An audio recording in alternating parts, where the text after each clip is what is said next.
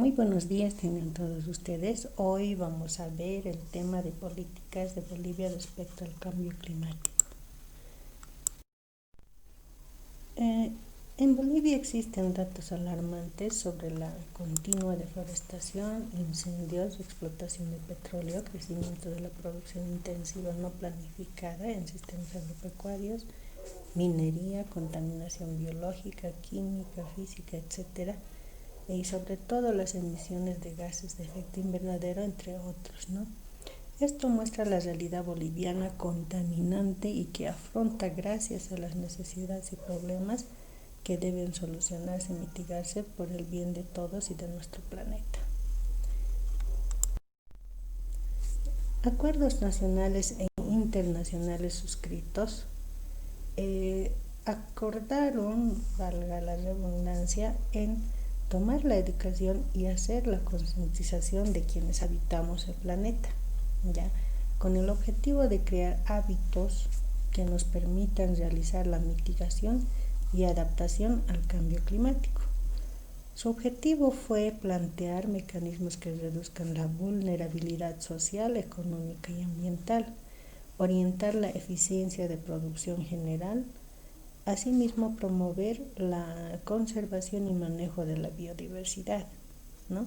Y sobre todo hacer la mayor difusión de información científica posible para que los habitantes, para que nosotros podamos concientizarnos acerca del peligro que corre el medio ambiente.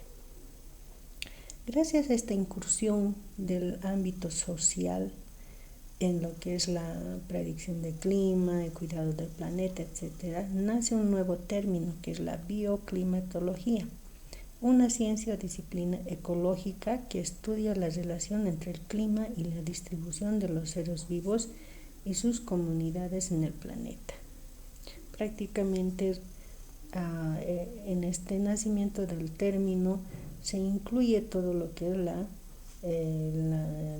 la sociedad y la existencia de los seres vivos en el planeta, ¿no? Entonces, gracias a este nacimiento de esta palabra, de este nuevo término que es la bioclimatología, nace la clasificación bioclimática de la Tierra, ¿ya? Que es trabajada por Köppen en 1951 y es validada en el año 2000, ¿ya? Donde el clima prácticamente se considera como un macrobioclima a nivel mundial, ¿no? Ahí están los climas tropicales, mediterráneos, templados y boreal y polar, ¿sí?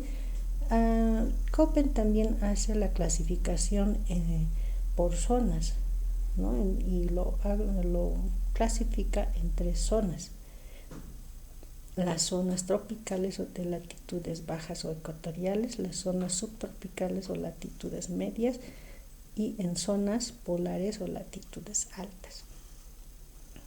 Como ustedes verán en el gráfico, los climas más cálidos están en la línea ecuatorial. Bajando más abajo o subiendo más abajo de la línea ecuatorial están los climas templados y en los polos están los climas fríos. Köppen hace la clasificación de estos climas, o sea, sigue haciendo un detalle de esta clasificación y agrupa en 5 climas, en 5 grupos climáticos existentes en el mundo, ¿no? Están en el grupo A están los climas lluviosos, tropicales; en el clima B están los climas secos; en el grupo C están los climas templados, húmedos; en el D están los climas boreales y en el E están los climas polares o de nieve. Cada uno con sus características. Como ejemplo vamos a tomar al clima C. Dice que al menos un mes de temperatura debe ser mayor a 10 grados, los restantes entre los 18 y los menos 3 grados centígrados. Generalmente existe estaciones de verano e invierno, ¿no? En los climas templados se puede avisorar, se puede ver, se puede caracterizar porque hay un clima templado de verano y existe un clima de invierno. Así como podemos observar, en cada uno de los climas tiene sus características respectivas, ¿no? Köppen no se quedó solamente con clasificar en 5 grupos el clima, también fue desmenuzando, especificando cada grupo y fue subclasificando en diferentes tipos de climas más específicos para cada región, tomando en cuenta sus características de cada continente, país, etc. Entonces, también hizo la clasificación o la zonificación climática en Bolivia.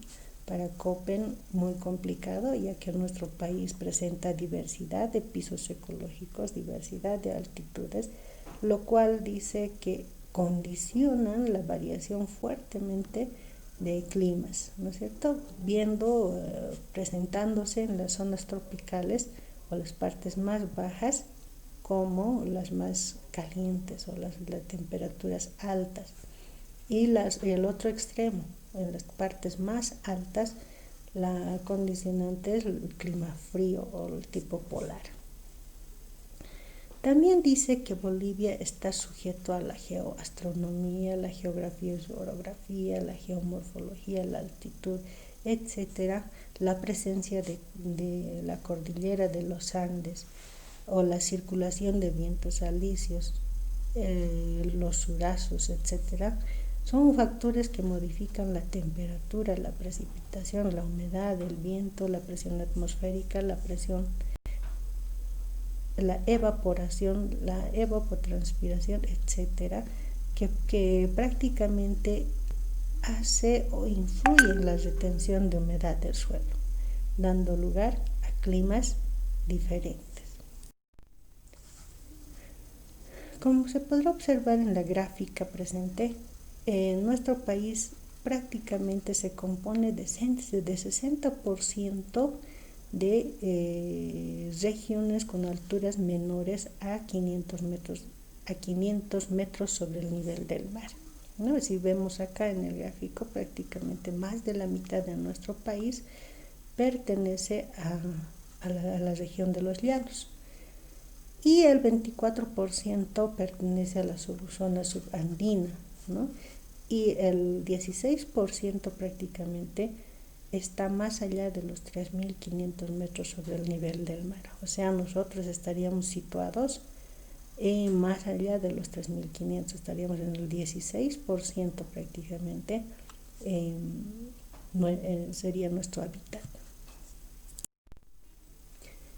Estos efectos climáticos, más que todo en Bolivia, han causado grandes desastres, como podemos ver en la presente diapositiva, que han sido afectados no solamente seres humanos, también han sido afectados los animales, ¿no? Mira, podemos ver en las riadas cómo afecta a casas, especies, a la fauna, a la flora, etcétera, ¿no? Y en las altitudes, lo propio, la presencia de nieve hace que el ganado camélido, por ejemplo, tenga una muerte lenta, ¿no? Y es lo cual lacera el alma. O en el clima tropical, las inundaciones, las riadas, los derrumbes, etcétera, hace que las personas no puedan transitar y tengan que realizar grandes esfuerzos por sacar su producción. Y en las ciudades no está exento.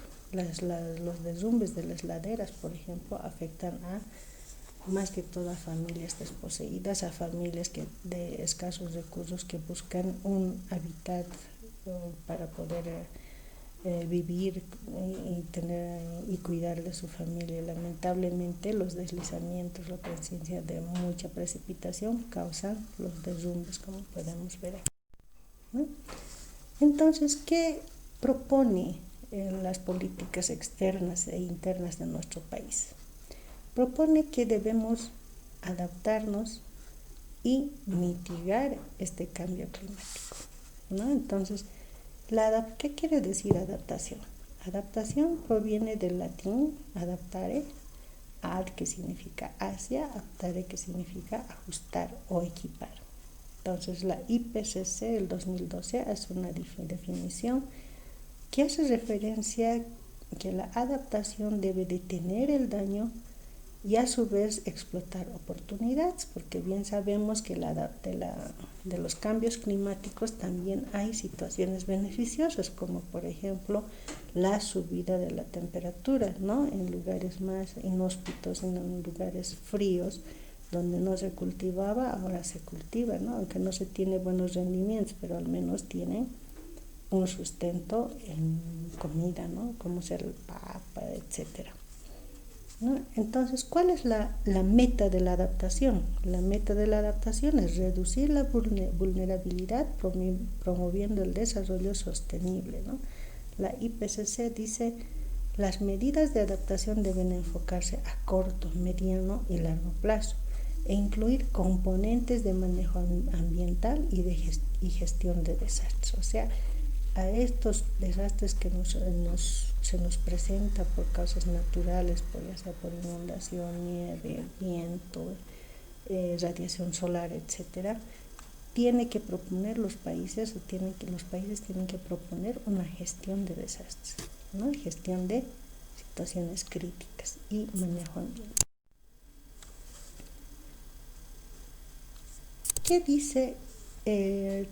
¿Qué también nos dice la IPCC? Dice que la variabilidad climática y los cambios extremos impone a generar nuevas estrategias para aprovechar las consecuencias positivas o negativas del cambio climático. Ahí prácticamente impulsa, si queremos llamarlo así,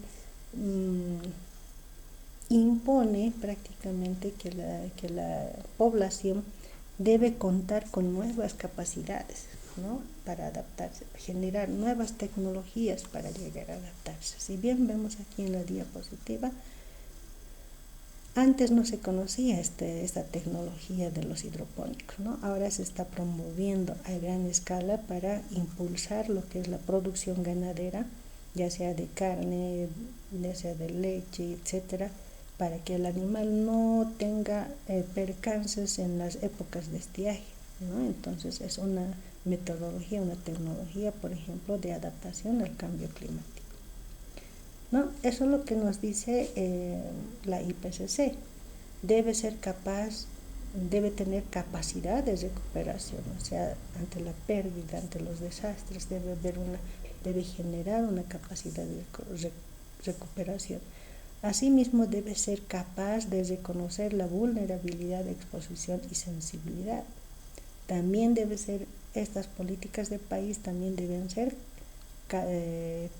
generar capacidad de adaptación y la resiliencia ante el cambio climático. O sea, prácticamente nos están forzando a que nosotros tengamos o generemos esta capacidad de adaptación, ¿no? Entonces, sea imposición o sea sugerencia, se pide que la población adopte nuevas habilidades, nuevas capacidades para sobrevivir o ser capaces de adaptarnos a este cambio climático. ¿Cuál es la diferencia entre mitigación y adaptación? La mitigación pretende curar las causas. La adaptación, aliviar síntomas o efectos dolorosos. ¿Qué quiere decir? Que la mitigación debe solucionar las causas, ¿no? Y la adaptación debe aliviar los efectos del cambio climático. Todos sabemos y por lecciones anteriores que se ha visto que las emisiones de gases de efecto invernadero promueven lo que es el cambio climático a nivel global, ¿no? No es que un país pequeñito no emite gases y no es afectado, no, las emisiones de gases de efecto invernadero prácticamente hacen un cambio climático a nivel global. Contamines menos o contamines más, el cambio climático se avisora, se avista, se produce, ¿no? Entonces, la mitigación dice que debe reducir la dimensión del cambio climático, o sea, controlar, podemos decir, mediante la mitigación, tenemos que controlar el tamaño, la dimensión del desastre que se puede producir. Asimismo, dice que la mitigación puede reducir la emisión de gases de efecto invernadero. Debido al cambio climático, sabemos que hay impactos a nivel, a todo nivel, ¿no? Entonces, esos niveles dice que la adaptación tiene que reducir las pérdidas. También dice que debemos reducir la fragilidad, la vulnerabilidad a los cambios climáticos. Ahora, estos dos términos prácticamente se complementan. Uno cura las causas y el otro alivia los síntomas, ¿no? Entonces, al aliviar los síntomas reducimos las pérdidas. Al curar las causas tenemos que tratar de reducir las emisiones de gas de efecto invernadero. Es por esa razón que nos dice que se complementa, ¿sí? En Bolivia se ha tomado este aspecto muy en serio, ¿no? Tal es así que se promueve la ley de la madre tierra, considerándolo un ser vivo, sagrado en el planeta, y donde idealmente debemos vivir todos en armonía con la naturaleza, ¿no? Entonces, esta ley de la madre tierra prácticamente pone como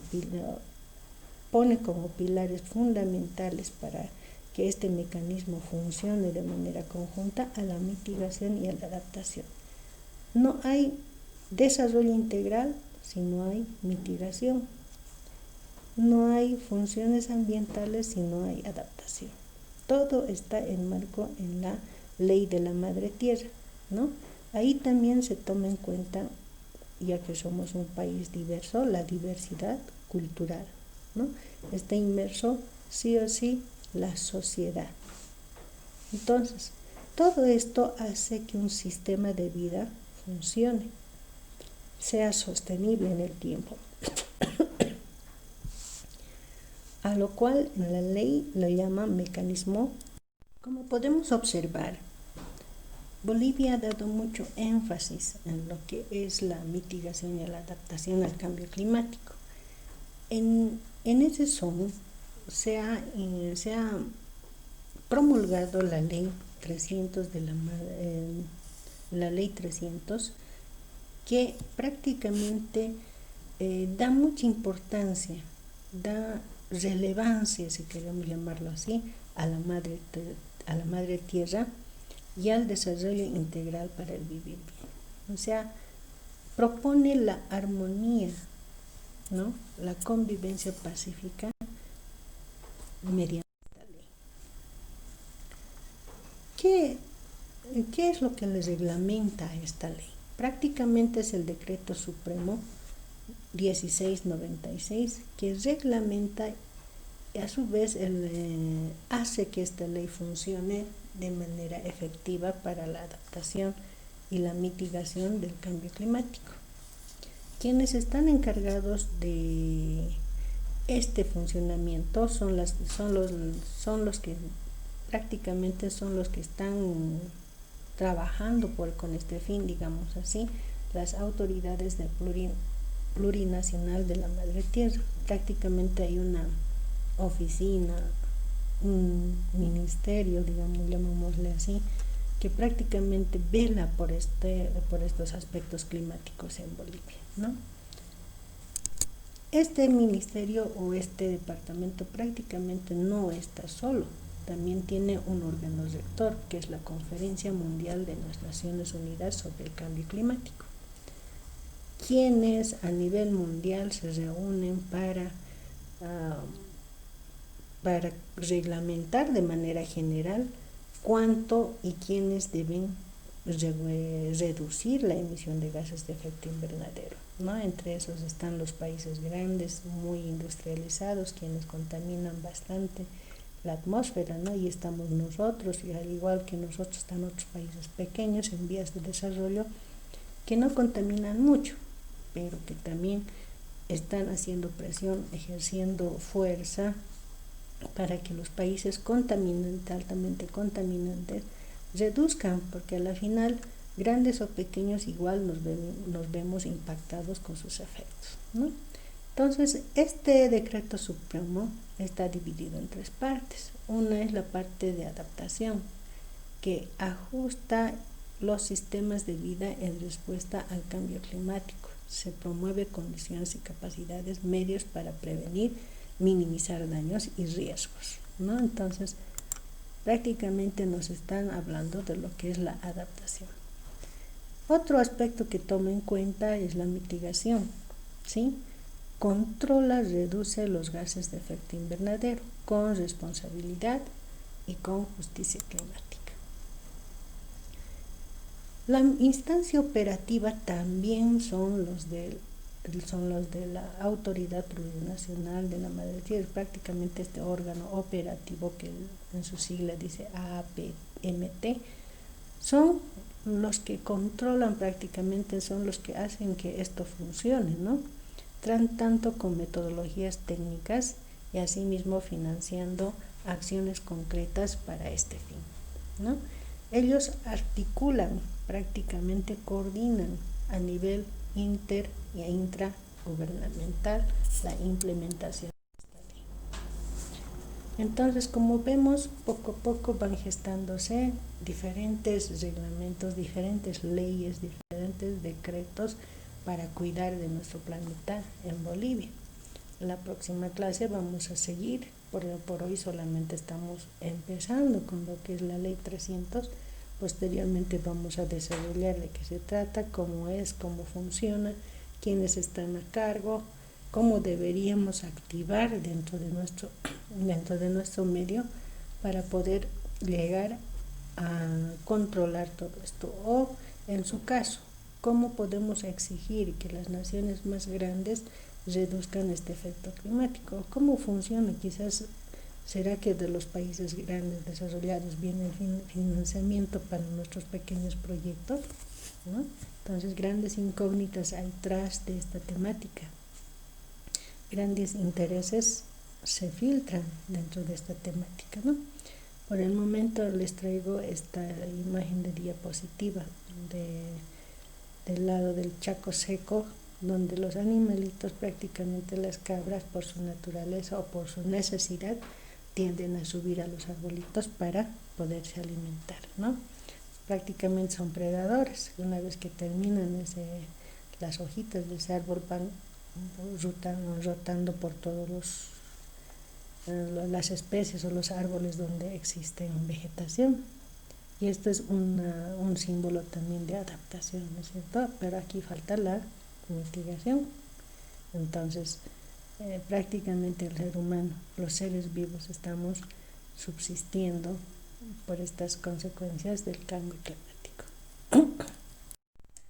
Bueno, en las tareas tenemos los siguientes aspectos. Uno, en base a todo lo que hemos avanzado, a lo que vamos a avanzar posteriormente, debemos ir ya preocupándonos por el perfil del proyecto o el plan de resiliencia que habíamos propuesto como tarea, la cual tiene mayor puntaje, como ustedes han podido apreciar en la primera presentación, ¿no? Entonces, ese perfil de proyecto o ese plan de resiliencia de la producción pecuaria les va a servir tanto a ustedes para hacer un ensayo que posteriormente lo pueden presentar ante sus comunidades, o también les puede servir de ensayo para cuando ustedes empiecen a trabajar, ¿sí? Entonces, ya hay que ir realizándolo, ya tienen el formato que ya les he socializado en la primera presentación y también les he socializado al inicio del semestre, ¿verdad?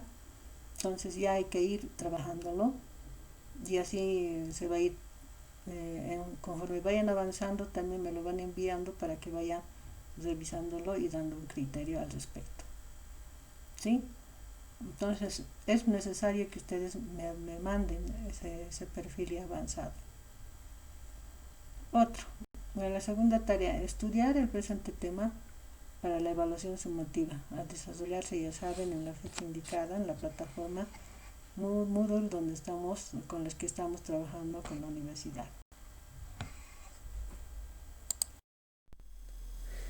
Adicionalmente les he incluido la bibliografía prácticamente de las